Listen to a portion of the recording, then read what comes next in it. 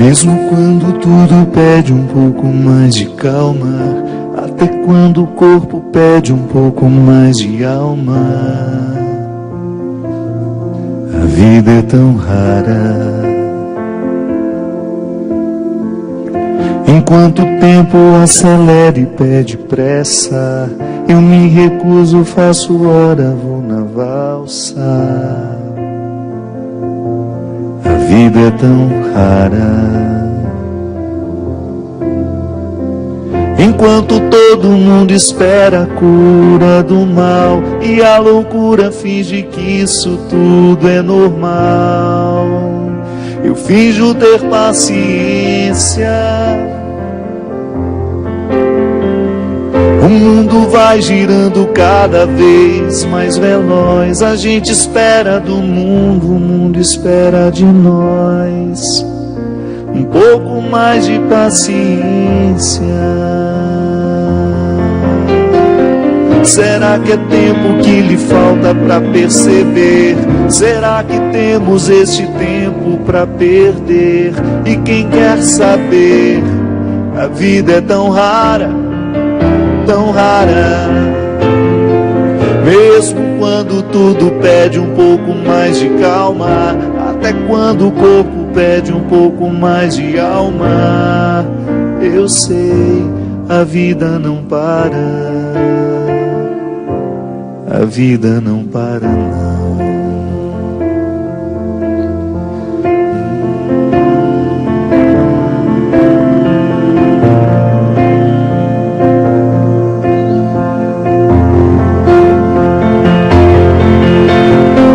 Será que é tempo que lhe falta para perceber? Será que temos este tempo para perder? E quem quer saber? A vida é tão rara, tão rara. Mesmo quando tudo pede um pouco mais de calma, até quando o corpo pede um pouco mais de alma, eu sei, a vida não para. A vida não para, não.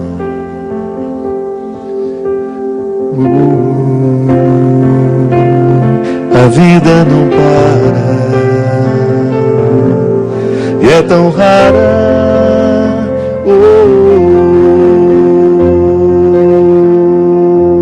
A vida é tão rara. A vida é tão rara. A vida não para. Muito boa noite, é com muita alegria que nós começamos mais um programa de Direção Espiritual. Essa música se chama Paciência. Paciência é um movimento interior, né, que nos faz. Eu acredito que ela tenha o poder de nos fazer perceber a vida, as delicadezas do tempo. Porque sem a paciência, a gente pode incorrer o risco de não perceber o que de fato merece ser percebido. É quando a gente vai vivendo. O poeta foi muito sábio na construção dessa letra, né? É uma parceria do Lenine com Dudu Falcão. Dudu Falcão é um dos maiores letristas da música popular brasileira. Essa música está aqui gravada no CD Deus no Esconderijo do Verso. Sempre gostei. Desde a primeira vez que eu ouvi essa música, eu senti uma proposta evangélica nela mesmo. Mergulhar no coração da paciência, perceber a raridade da vida. É tão bonito isso em nós, quando a gente fica atento a perceber o que é raro na vida. Às vezes os nossos olhos, tão apressados, não nos conduzem ao coração dessa raridade. No livro do Eclesiastes tem uma passagem que eu gosto muito. Tudo tem seu tempo. Está lá no capítulo 3. Tudo tem seu tempo. Há um momento oportuno para cada coisa debaixo do céu. Tempo de nascer, tempo de morrer, tempo de plantar, tempo de arrancar o que foi plantado, tempo de matar, tempo de curar, tempo de destruir, tempo de construir, tempo chorar, tempo de rir, de lamentar, de dançar, tempo de espalhar pedras e tempo de as ajuntar, tempo de abraçar e tempo de afastar-se dos abraços, tempo de procurar, tempo de perder, tempo de guardar, tempo de jogar fora, tempo de rasgar e tempo de costurar, tempo de calar e tempo de falar, tempo do amor, tempo do ódio, tempo da guerra, tempo da paz. Muitas vezes nós matamos a nossa vida, ou matamos a oportunidade de viver bem, porque nós não somos capazes de fazer a leitura correta do que o tempo está nos pedindo. Porque é assim mesmo. Cada dia o tempo vai nos pedir alguma coisa. E é esse olhar atento que vai dando a gente essa condição, essa clareza de perceber o que de fato hoje grita pelo meu nome. O que de fato hoje chama por mim. Qual é a realidade hoje que é inadiável? Minha gente, às vezes nós somos tão negligentes na percepção disso, que às vezes nós desperdiçamos um mês, um ano, 10, 20, colocando o nosso empenho numa realidade que nem era para aquele momento. E é por isso que é tão interessante a gente desenvolver a habilidade de dizer não e de dizer sim. Porque essa é uma habilidade que só a maturidade nos traz. Que às vezes, porque somos imaturos, nós não sabemos nem dizer não. Não sabemos olhar as urgências do tempo. Então a gente vive para agradar o outro. Não. Antes de agradar o outro, você precisa perceber o que a vida está pedindo de você. Porque nem sempre aquilo que o outro, aquilo que você pode fazer para agradar o outro, está em consonância com aquilo que a vida está pedindo de você. Mesmo que para a gente crescer, nós temos que ter coragem de cortar muitas coisas. A Sagrada Escritura diz: tempo de matar, tempo de fazer nascer.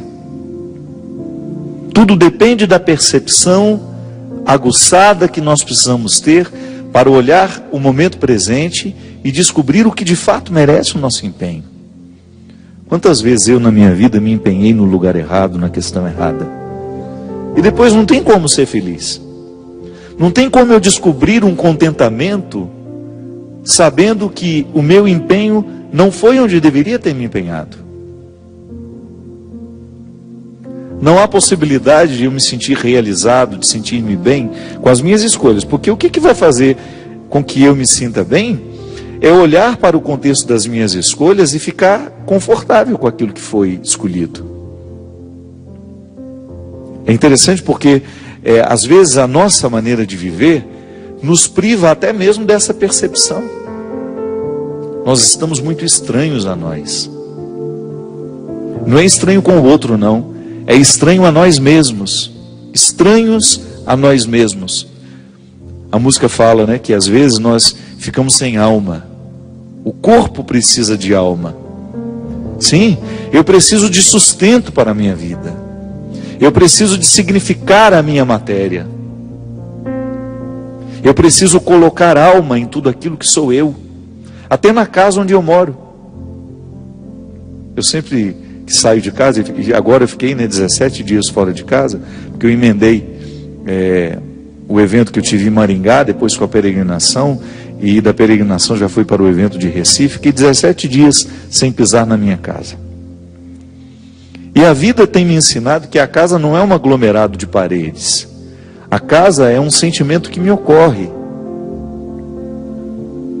Não é só uma construção material, não.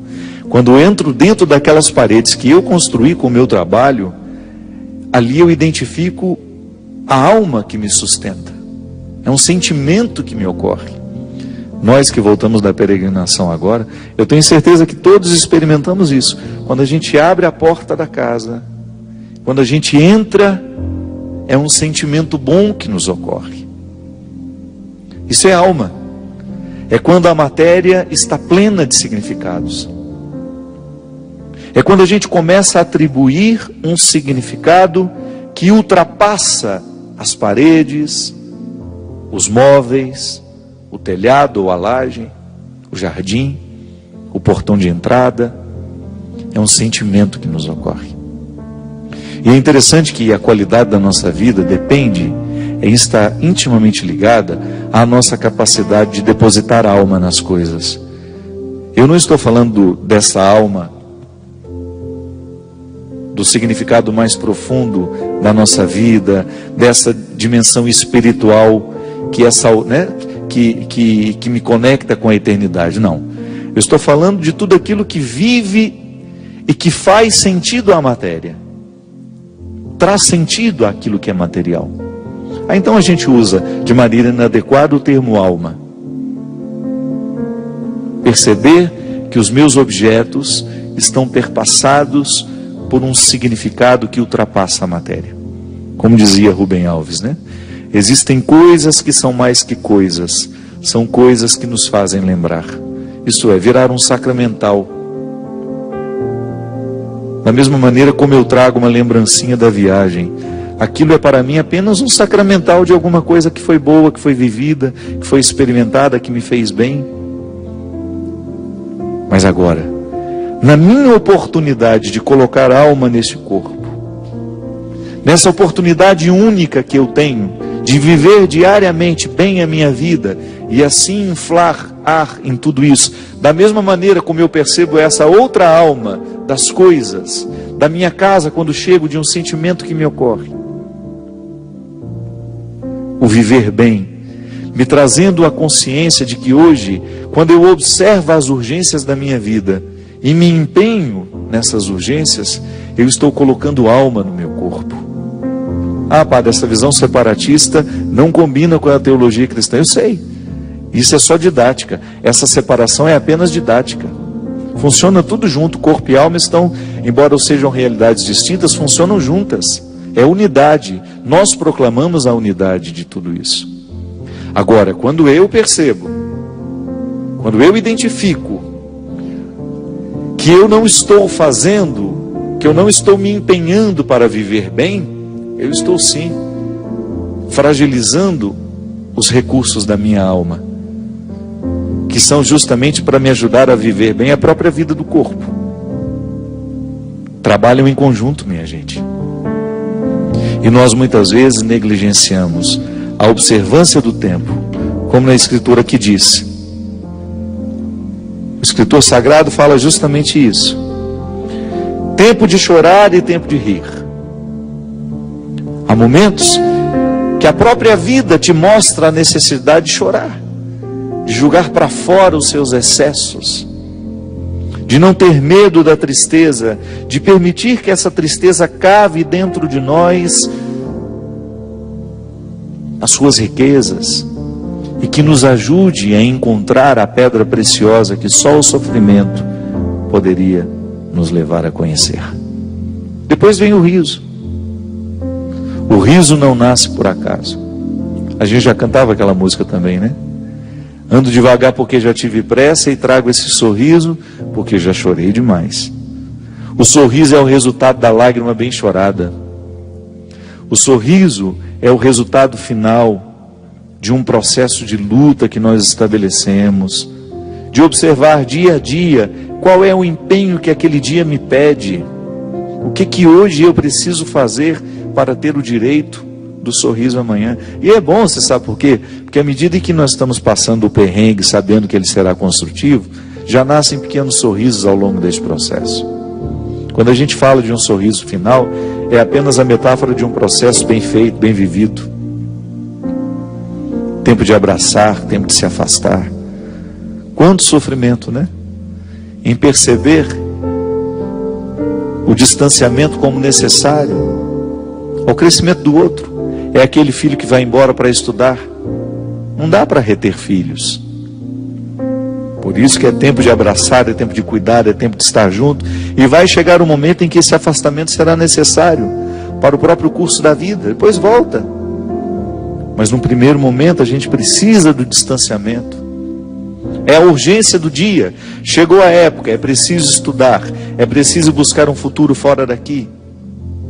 Minha gente, quando nós observamos o movimento do tempo e as suas urgências, a gente entra dentro do contexto de uma sabedoria irrenunciável à nossa realização humana. Tempo de rasgar, tempo de costurar. Se a gente não tem coragem, muitas vezes, de rasgar algumas realidades, depois jamais conseguiremos viver a libertação dela. Hoje eu até escrevi sobre isso. Muitas vezes nós lamentamos perder, e quando na verdade a gente vai observar aquilo que a gente perdeu, não foi perda, foi libertação. Quantos relacionamentos precisam ser rasgados para que depois eles sejam costurados do jeito certo? Fazer cair por terra todas as ilusões que nós temos do outro, ou todas as pretensões que nós julgamos em cima do outro. Não, o outro não tem que corresponder às minhas expectativas. O outro tem que ser ele.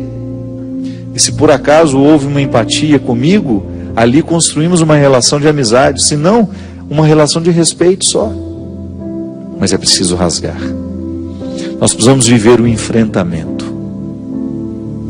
O enfrentamento que depois vai provocar uma libertação em nós. Enfim, a vida sempre vai nos pedir uma observação.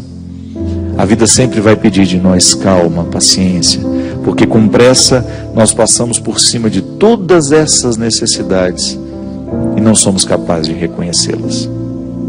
Você parou para pensar nisso?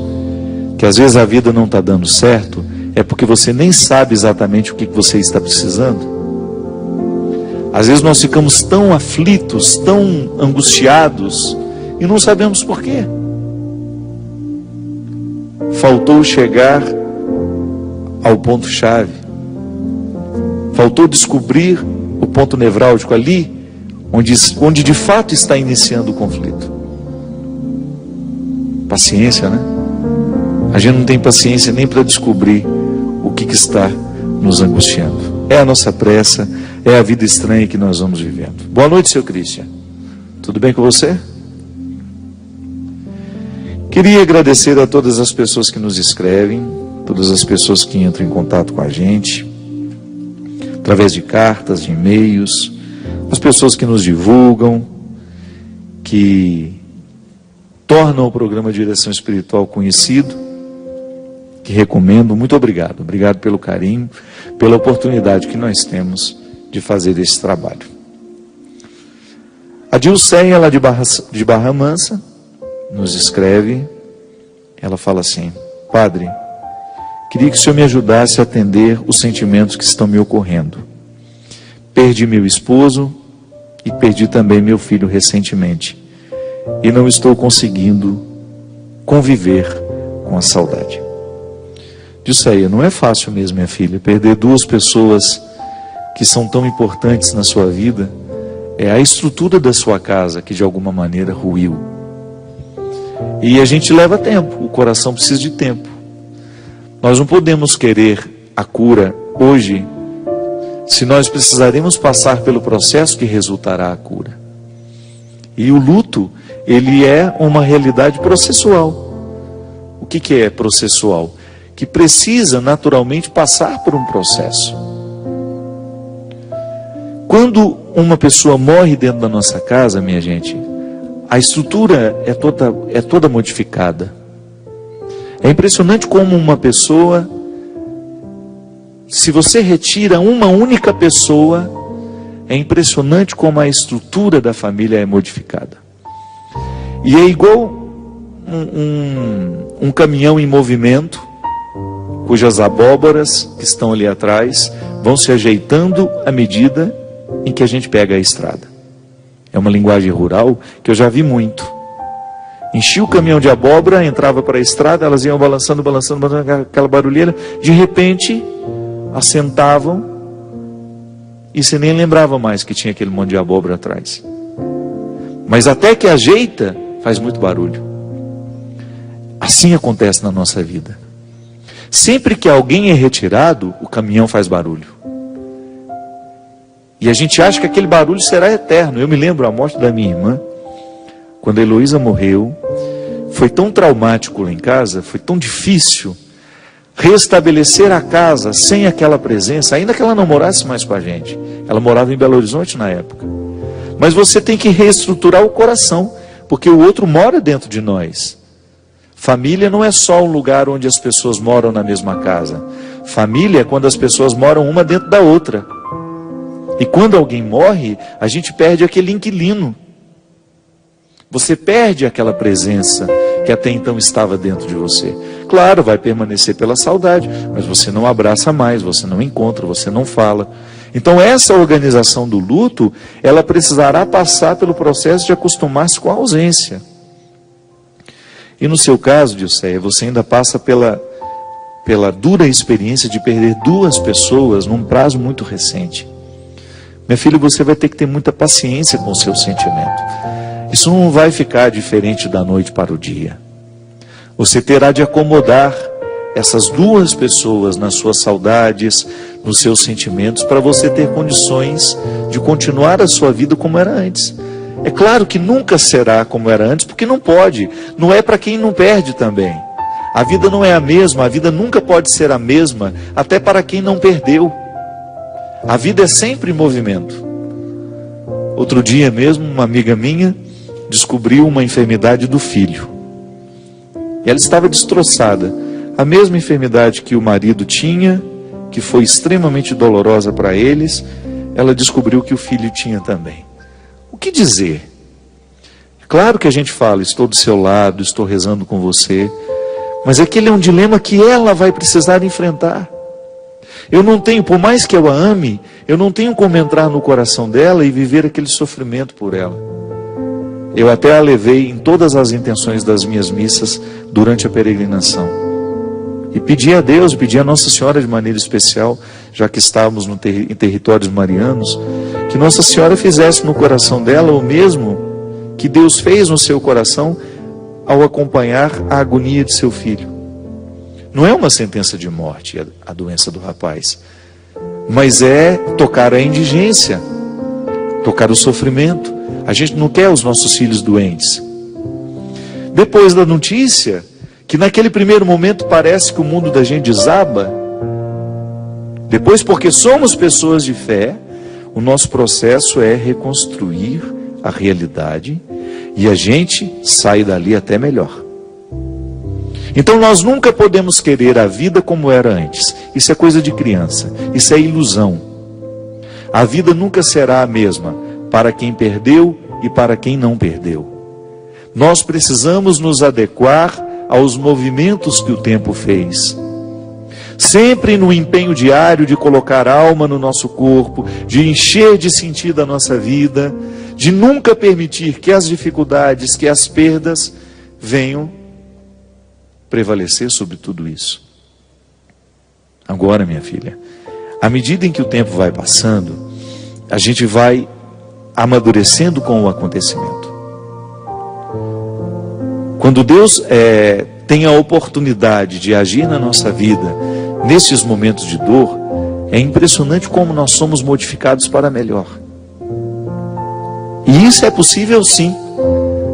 Não só porque aconteceu na minha vida, mas porque aconteceu na vida de milhares de pessoas que dão testemunhos maravilhosos de superação, que nos ajudam a entender a dimensão pedagógica da dor, do sofrimento.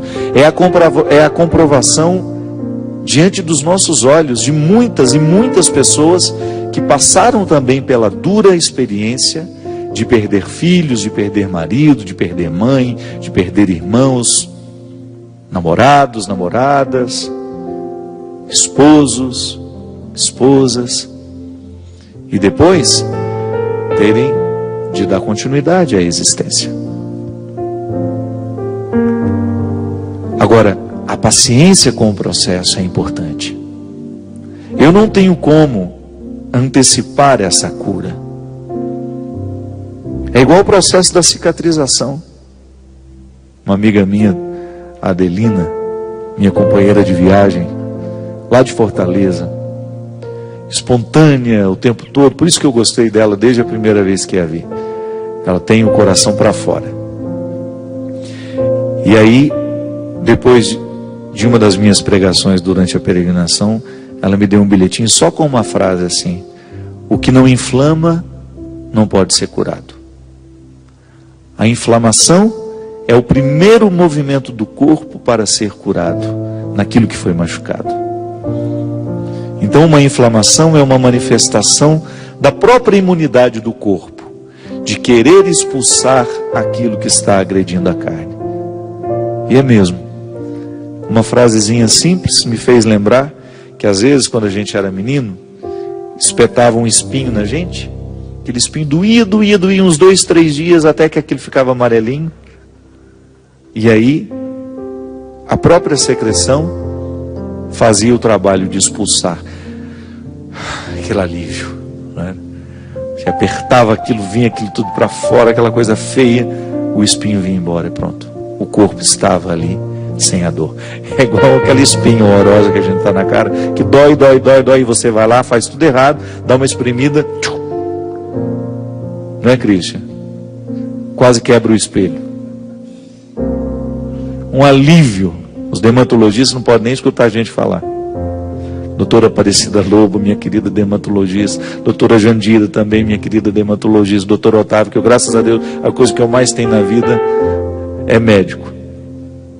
Eles não podem ficar sabendo que a gente faz isso não, mas quando você está com aquela coisa inflamada, que você vai lá dar aquela espetada, é assim. Depois da inflamação, a inflamação é o movimento da cura. No nosso coração, quando nós perdemos alguém, nós ficamos inflamados de dor. E se a gente permitir que essa inflamação passe pelo processo natural de expurgar, de jogar fora aquilo que está infeccionado em nós, o nosso futuro não será como antes. Volto a dizer, até para quem não perdeu também não é igual. Mas a gente pode fazer esse futuro valer a pena. Nós vamos para um rápido intervalo e a gente volta já já com o programa Direção Espiritual.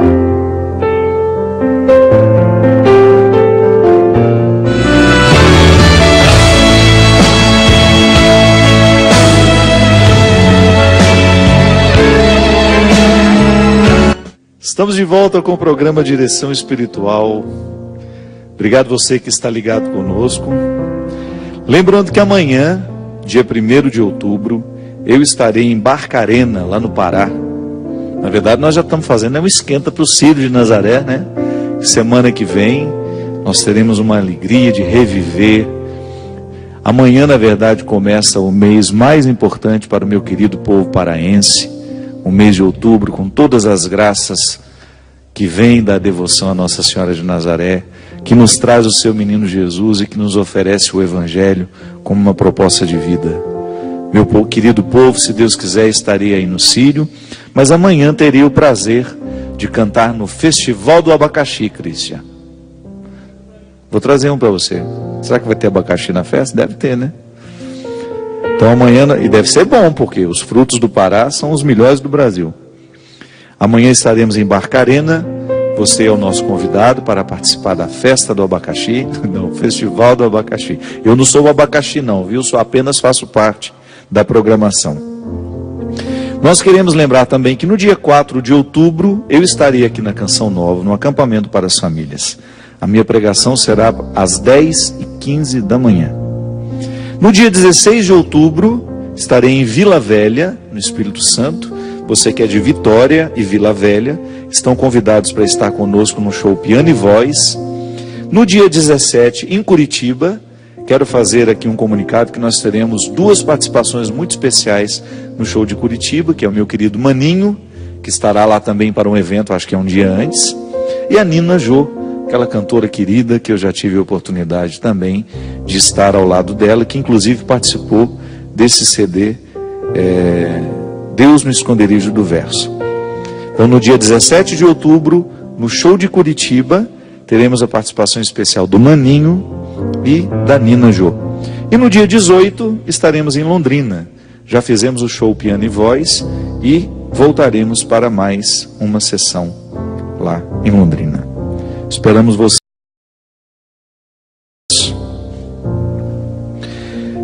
Padre Fábio, a pessoa não quis se identificar. Ela fala assim: ajudei muito uma pessoa e fui traído por ela.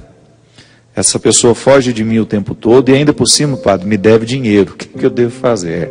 Pudesse pelo menos recuperar o dinheiro perdido.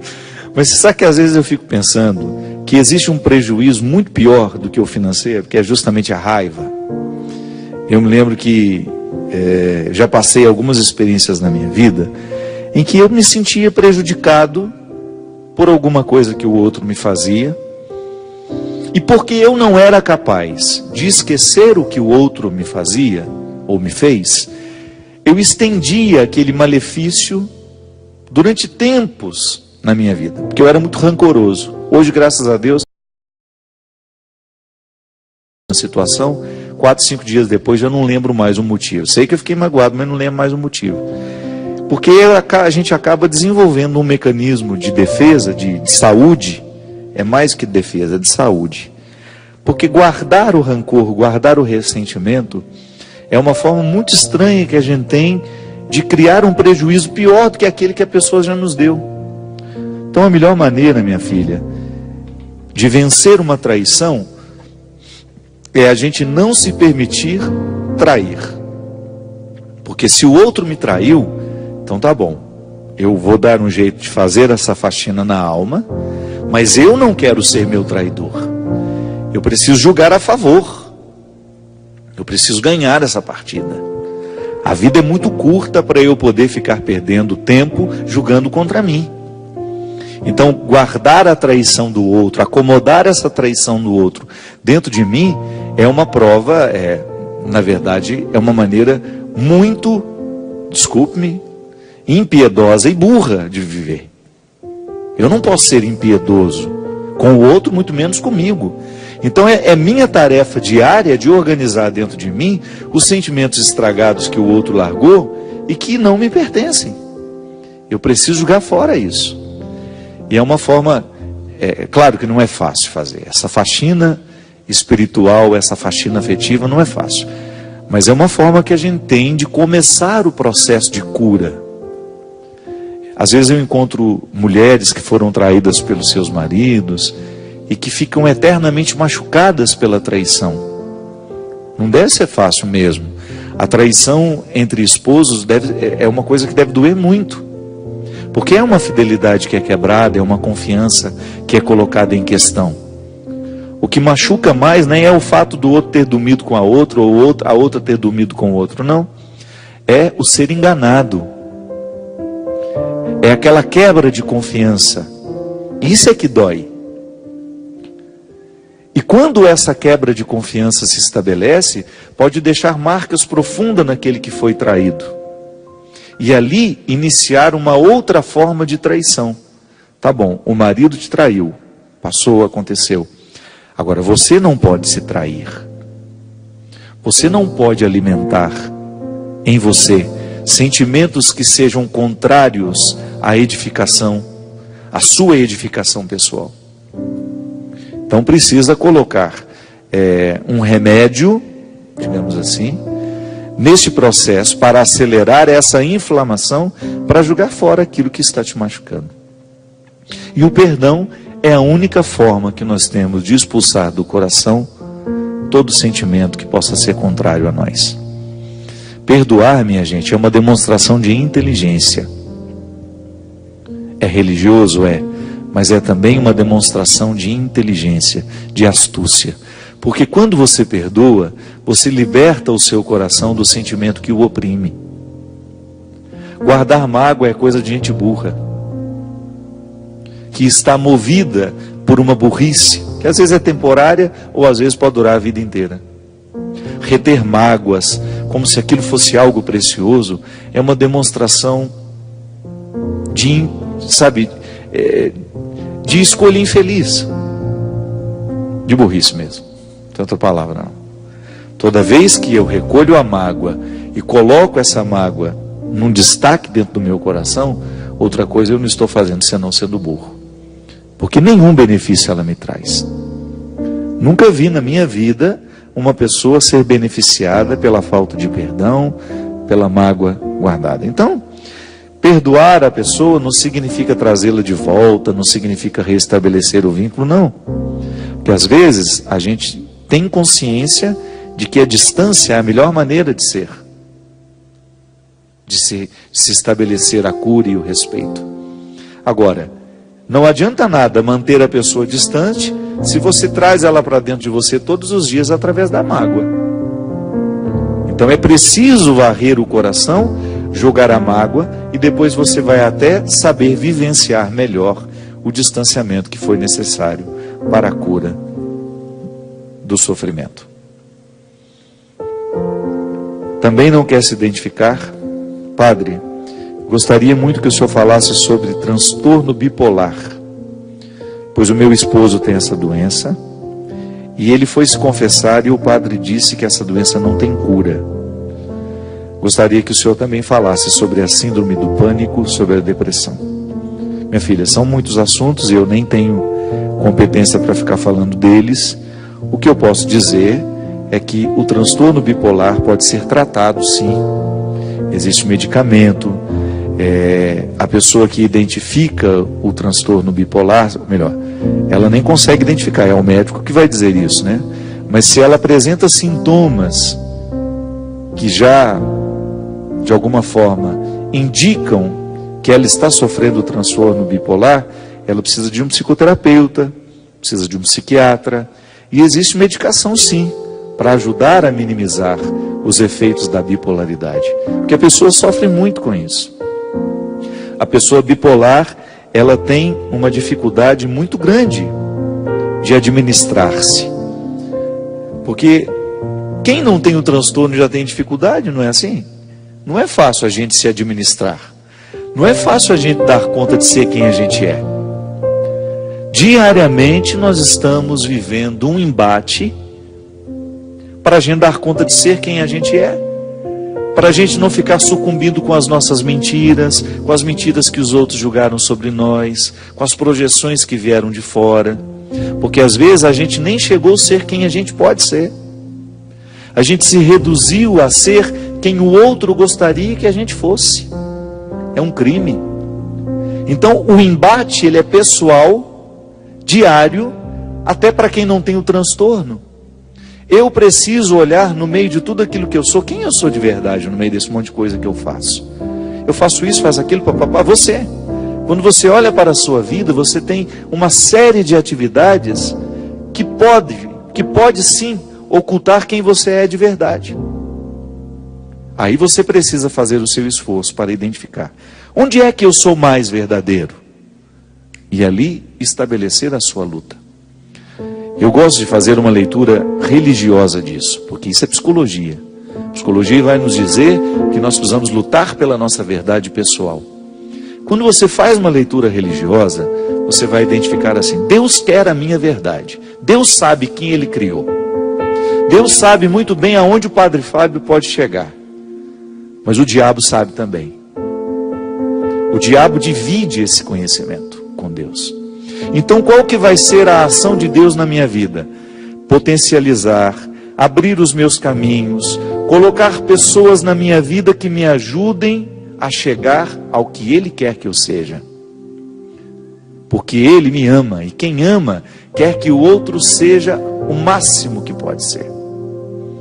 O diabo vai fazer o mesmo trabalho, só que o contrário. Ele vai começar a colocar pessoas para me impedir de ser quem eu sou, situações, até cansaços. Muitas vezes nós que trabalhamos demais, nós ficamos uma presa fácil para o demônio. Porque é no cansaço muitas vezes que nós perdemos o controle daquilo que não pode ser perdido.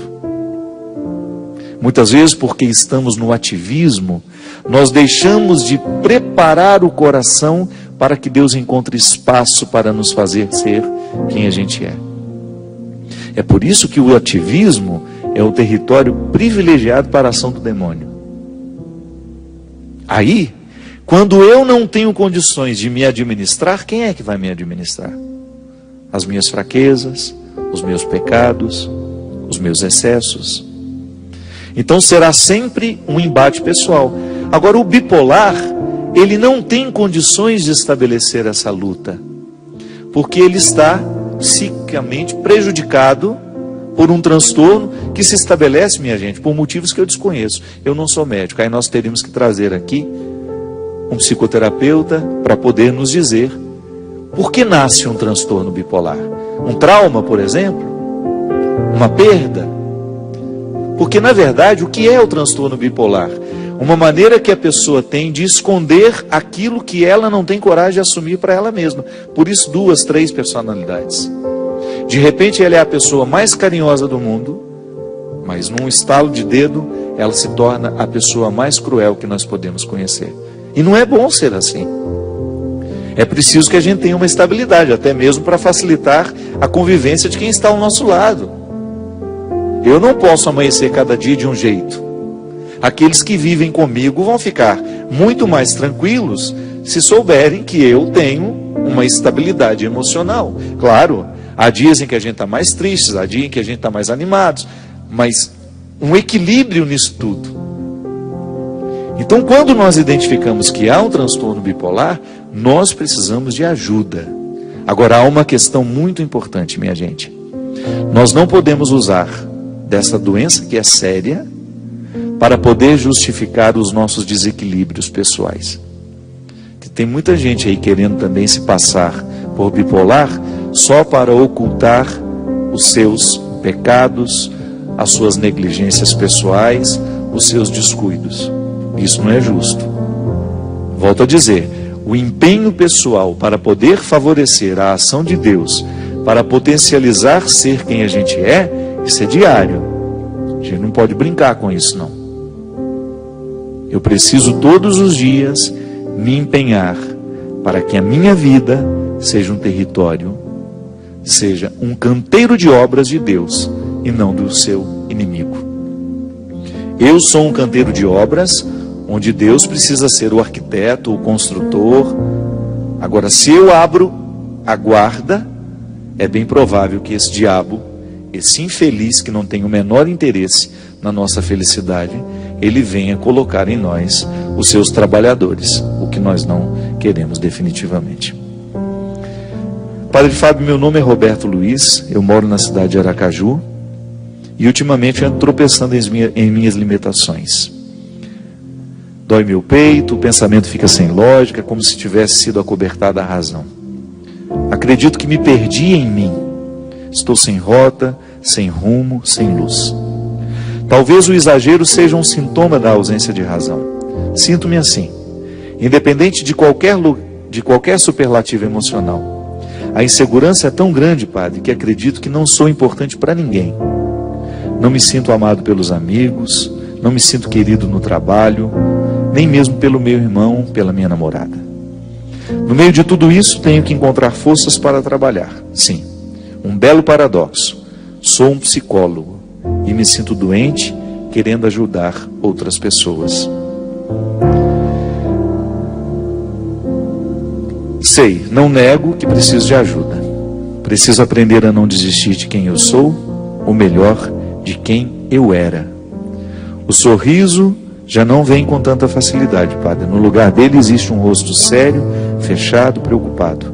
Tenho medo de ser trocado pelas pessoas que eu amo, de perder o valor, o significado para elas e com isso ficar na solidão. Abraço, Roberto Luiz. Meu querido, primeiramente eu lhe parabenizo pela sua coragem. Não é fácil, né, para um profissional que ajuda outras pessoas a ter coragem de assumir isso, mas ao mesmo tempo isso te traz ainda mais autoridade, viu? Diante do seu trabalho, diante dos seus pacientes. Porque quando nós investigamos a dor do outro em nós, nós temos muito mais facilidade de compreender o que o outro passa. Esse é um desafio. E foi Jesus que falou isso. A misericórdia não é outra coisa senão você permitir o sentimento do outro em você, sem misturar. Não é que você vai ficar confuso no sentimento do outro, não. A misericórdia é a abertura do coração para que o que dói no outro doa em mim. E porque está doendo em mim, eu sou capaz de compreender o outro melhor. Esse é até o significado do verbo entender. O que é entender? É você entrar na tenda com o outro. Você sai da sua tenda, você sai do seu entendimento e entra na tenda do outro. Eu te entendo. Significa que eu estou vendo a sua vida a partir da sua tenda. Isso é muito sofisticado, né? Quando eu sou capaz de entender o outro porque eu fui abrindo mão daquilo que era meu naquele momento, até mesmo dos preconceitos que às vezes eu tenho em relação ao outro, para poder entendê-lo. Então isso você faz o tempo todo como psicólogo, e agora está precisando fazer consigo mesmo. Corajoso da sua parte, ter coragem de contar isso. E você faz uma analogia muito interessante, que você precisa voltar a ser quem você era. Não é possível. Você nunca vai voltar a ser quem você era. Mas você pode voltar a ser muito melhor do que você era depois de passar por essa experiência. E aí você, como psicólogo, tem muito mais recursos do que eu, para poder investigar os seus sofrimentos, a origem de todo esse descontentamento. Porque sempre que alguma coisa se estabelece em nós, por exemplo, um descontentamento, tentar buscar um recuo, eu sempre gosto de fazer isso. De repente está me ocorrendo uma tristeza. Por que eu estou triste agora? Aí num primeiro momento eu nem sei dizer. Aí eu vou seguindo o caminho da tristeza. Eu estava onde quando eu comecei a me sentir assim? O que foi que eu vi? E de repente eu chego a um e-mail que eu li,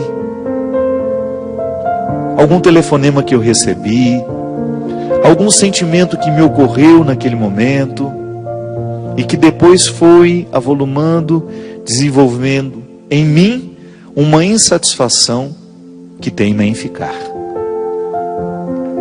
Às vezes, meu filho, o que nós precisamos fazer é um recuo nesses caminhos que nós estamos trilhando, nas escolhas que a gente foi fazendo. Porque as escolhas repercutem. Pode ser que hoje esteja eu sendo vítima de escolhas que eu fiz há 10 anos atrás. A vida não perdoa não, viu? A vida é bonita, ela é generosa, mas ela não perdoa não. Mais cedo ou mais tarde, a fatura das nossas escolhas vai nos chegar. Até o tratamento que a gente dá ao corpo. Mais cedo ou mais tarde, a fatura chega. Chega através de uma enfermidade, ou de uma pré-enfermidade. Quantas pessoas acordam para a necessidade de ter uma vida saudável, porque receberam a fatura de uma pré-doença? É assim. Então, muitas vezes, a tristeza de hoje está associada a escolhas que a gente fez no passado e que a gente não corrigiu porque faltava consciência para isso. Então, é tão interessante a gente ter coragem de colocar a pauta na mesa, começar a perceber onde foi que nós estamos errando, onde foi que nós começamos a errar e nos acostumamos com o erro. É assim. Às vezes nós estamos acostumados com o erro, a gente deixou de se acusar, a gente perdeu a capacidade de perceber que nós estamos errados. E de repente, quando a gente para e é capaz de quebrar esse círculo vicioso, a gente respira profundamente, parece que a vida retomou inteira para nós. Por isso, volto a dizer, a vida só pode ser boa à medida em que ela é refletida. Quem não se problematiza diariamente corre o risco de acumular desesperos para o futuro. Quem não se problematiza, quem não se pergunta diariamente a respeito da vida que vive, das escolhas que está fazendo. Como diz o Eclesiástico aqui, um tempo para cada coisa. Se eu não observo aquilo que hoje o tempo me pede, o que o tempo hoje me pediu? E o que a ele eu ofereci? O que a vida está me pedindo? O que a ela eu estou oferecendo? A qualidade de tudo depende da resposta que oferecemos. Eu espero que você esteja atento à resposta que você está dando à vida. Ser religioso, ser cristão, não é outra coisa senão estar atento à qualidade da vida que vivemos. Derrame sobre nós a bênção e a proteção do céu, do Deus Todo-Poderoso, Pai, Filho e Espírito Santo. Amém. Até a semana que vem, se Deus quiser. Mesmo quando tudo pede um pouco mais de calma, até quando o corpo pede um pouco mais de alma, a vida é tão rara. Enquanto o tempo acelera e pede pressa, eu me recuso, faço hora, vou na valsa. A vida é tão rara. Enquanto todo mundo espera a cura do mal e a loucura finge que isso tudo é normal, eu finjo ter paciência. O mundo vai girando cada vez mais veloz. A gente espera do mundo, o mundo espera de nós. Um pouco mais de paciência. Será que é tempo que lhe falta para perceber? Será que temos este tempo para perder? E quem quer saber, a vida é tão rara, tão rara. Mesmo quando tudo pede um pouco mais de calma, até quando o corpo pede um pouco mais de alma, eu sei, a vida não para. A vida não para não.